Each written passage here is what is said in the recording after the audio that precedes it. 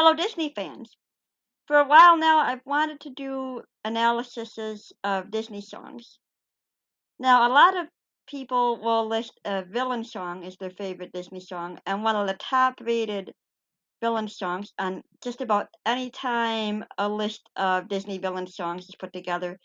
The one at the top will either be Prepared or Hellfire.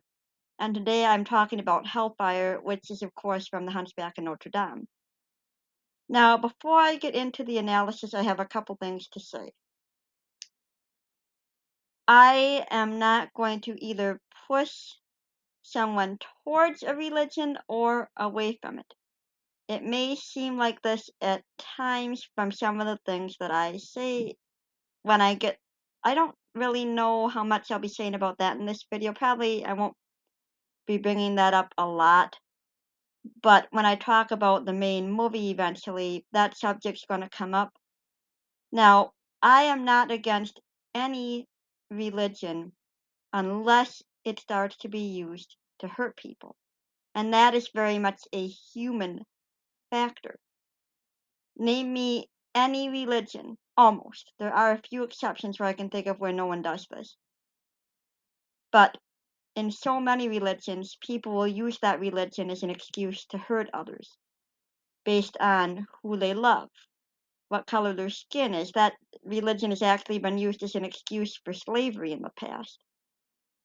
For against women, against any group you can name, religion has been perverted and twisted that way. And that is not what religion is supposed to be. And I don't believe that's what the people who originally founded any religion intended it to be. But again, there's always a human factor there. And that is one of the things that is so spectacular in Hunchback of Notre Dame. The villain believes himself to be a perfectly religious man. He thinks he's incredibly morally upright and the ideal of what a Christian should be, when obviously he couldn't be further from that. And that is what makes the opening of this song perfect for his character. Maria, you know I am a righteous man. Of my virtue I am justly proud. Beata Maria, you know I'm so much purer than the common, vulgar, weak, licentious crowd. Now, Frollo, like I said, he is an amazing villain, not only for who he is and his own twisted beliefs, but he is in perfect opposition. He's completely the other side of the coin from both Esmeralda and Quasimodo. Now, of course, Hellfire is always seen as the follow-up to Heaven's Light. The song Quasimodo sings about the light from heaven that being in love brings. But now there's another parallel here. Frollo starts out singing how perfect he is. Now compare that with the beginning of God Help the Outcast. I don't know if you can hear me, or if you're even there. I don't know if you would listen to a gypsy's prayer. Yes, I know I'm just an outcast. I shouldn't speak to you. Still I see your face and wonder, were you once an outcast too? Not only does this contrast Frollo with Esmeralda, but it also references a biblical parable. Now, throughout his life, Jesus taught in parables, in telling stories, which is basically what this movie is. It's a parable. A parable actually that contains other parables.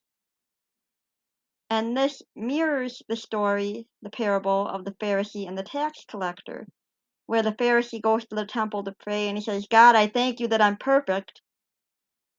And this tax collector, who, tax collectors at that time had a reputation for claiming that they were owed more than they were, being little better than thieves.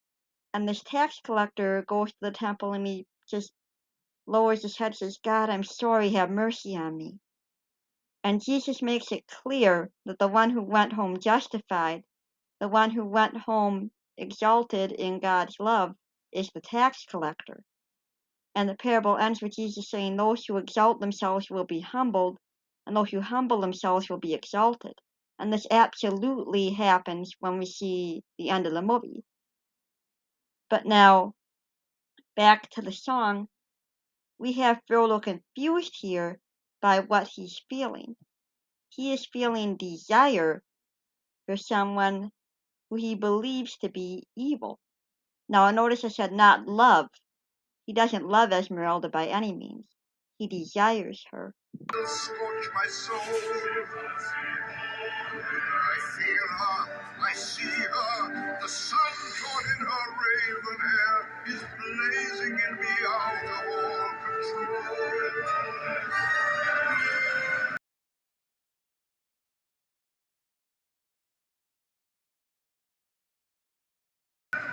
Like fire, hellfire, this fire in my skin, this burning desire is turning me to sin.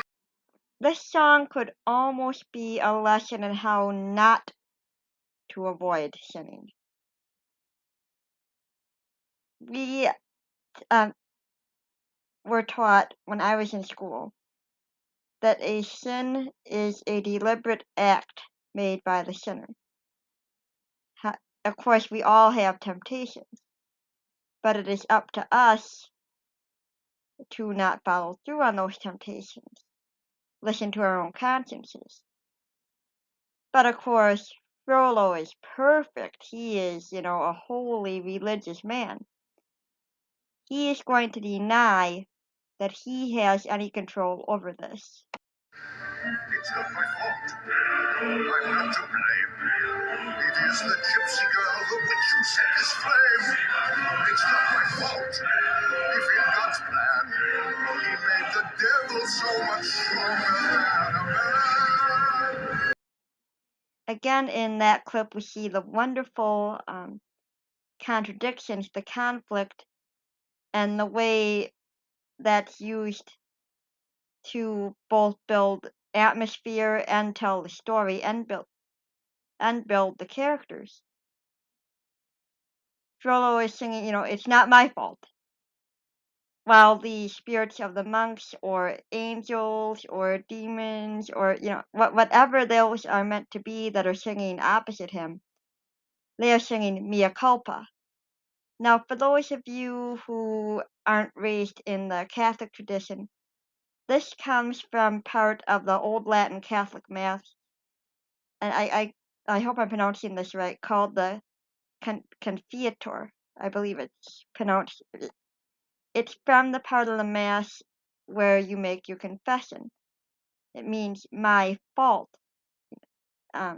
Mea culpa, mea maxima culpa. My fault, my greatest fault. During this part of the Mass, which is being celebrated at this time, that's what they're doing when you see the archdeacon come in with the incense and everything. They're celebrating the Mass, and at this part in the Mass, everyone is admitting they have done wrong. They are sinners, and they want forgiveness for those sins.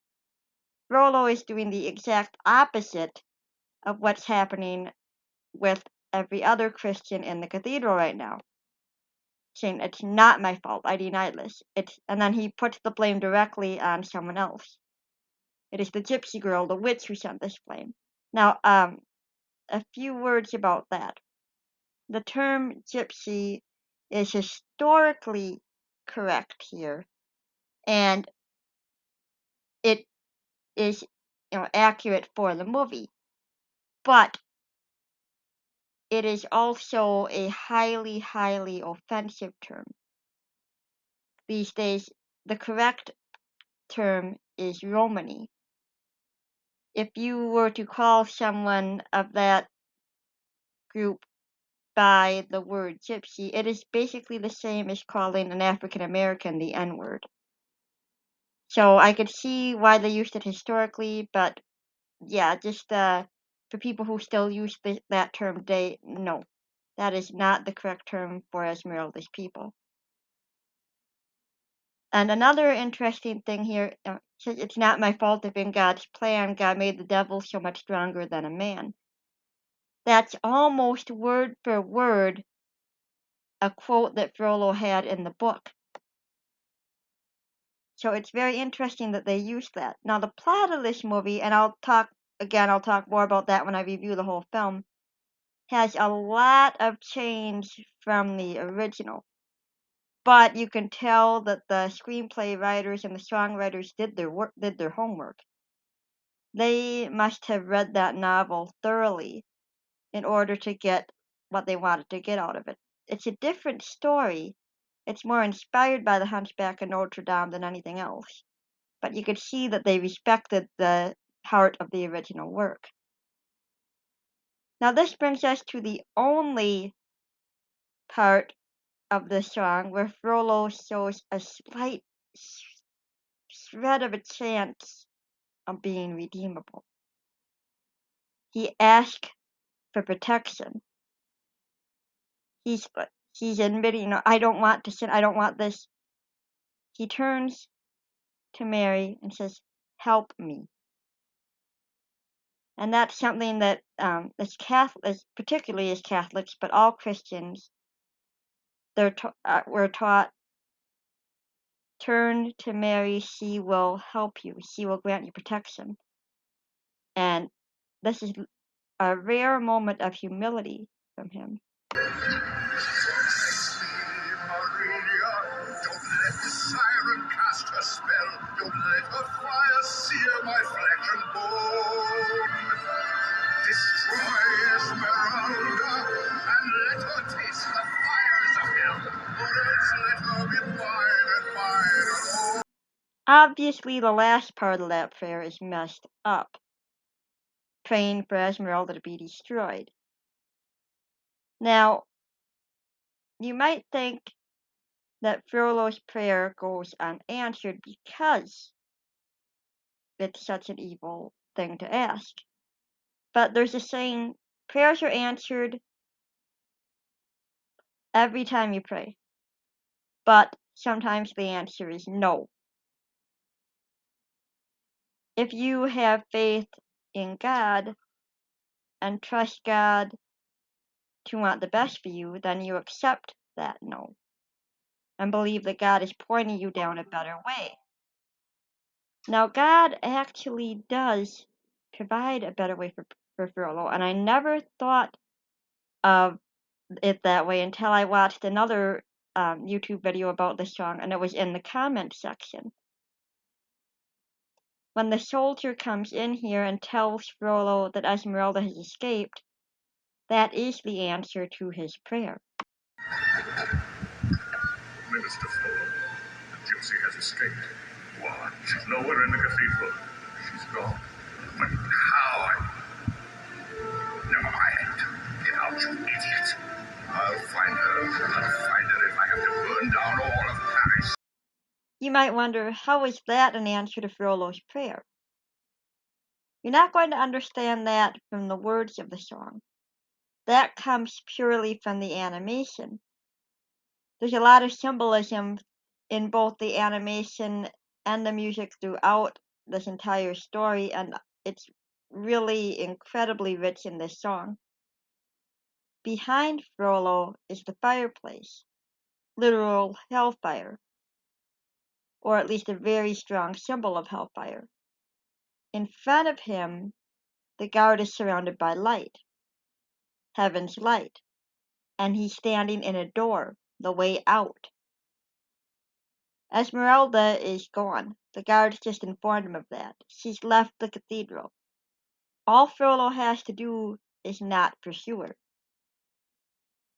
But he doesn't accept that that's God's answer. He doesn't accept I'm removing the temptation. I'm helping you that way. Here's your hand up. She's out of your sight.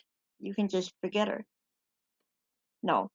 His obsession deepens, and he completely loses what little bit of sanity he had left at this point.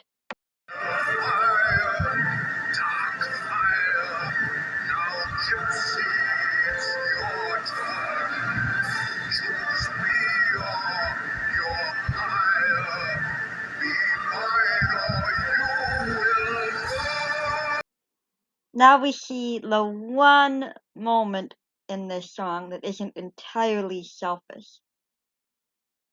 Frollo, for once, prays for somebody else.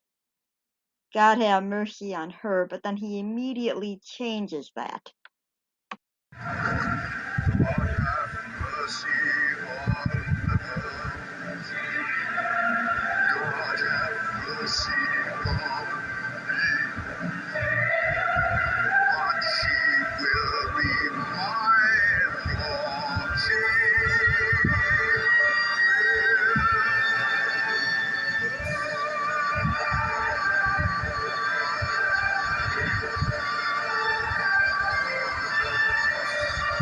In the original book, Frollo was a priest. And of course, I saw this movie well before the book would have been at my reading level. And it's interesting to think, when I first saw this movie, I was confused over whether he was a judge or a priest because you can still see him so easily in that role because he is so tied up in religion. And yet, him being, he was changed to being a judge for the movie because you can't have a evil priest in a Disney movie. I mean, they already pushed the boundaries a lot by showing sexual obsession, by, showing corruption of a religious person. And yet it's highly appropriate that he is a judge here. He appoints himself as judge over everyone and declares them all guilty. She will be mine or she will burn. That's her sentence for the crime of being a supposed witch. And it isn't even about that. He's not concerned about, anything she does. He is just obsessed with having her. And there's of course it brings to mind the famous statement, judge not lest ye be judged. Anyone who's seen the movie knows Frollo's judgment is coming. He will be judged himself. And the last shot of this song is him in a very submissive position, which takes me by surprise. Again, here we're relying on the animation rather than the music, but they work together so well to show both who he is as a character and to keep the story going, to establish what's happening and to establish the mood of the story. We see him in a very prostrate position, almost like someone flat out on the ground begging for forgiveness the way they used to do in the olden days, in medieval times. And I don't know, it's interesting to think, is this a break from character? Is this showing another level to his character? And that can be very dangerous. But it's also something that makes him a great villain, is he thinks he's in the right. He's, again, is confirmed to sincerely believe he is the most morally upright person possible. So it's very intriguing that this is the last shot of him in this song. A lot of actors have said in interviews that their favorite characters to play are either villains or characters who walk that line perfectly between, between somebody who is good and evil. Frollo is clearly pure evil, but his lack of seeing himself that way, his twisted, perverted view of what religion is and of himself, make him a disturbingly realistic villain. We see a lot of people today who are like him, who are quick to condemn others for being different, Like Esmeralda points out, what does he have against people who are different anyway? And think of people like that today who are quick to condemn anybody for whatever reason they can find that makes them different from what they consider to be, you know, what should be. Think of the people today who believe themselves to be in the right.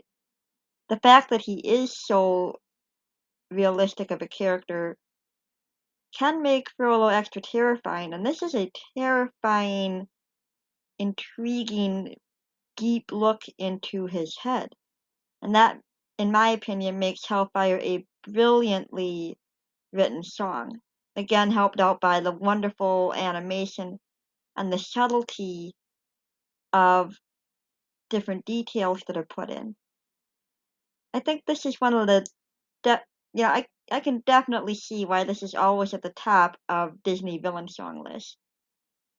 I hope you enjoyed my analysis of it, and I didn't think that I'd get spending this long on a video meant to only analyze the song, but there was a lot to talk about here, and I'm glad that I talked about it in this video separately because I don't know when I'm eventually going to review Hunchback, but when I do, you can imagine spending, almost half an hour just talking about one song. So I hope you enjoyed it, and until next time, remember the magic.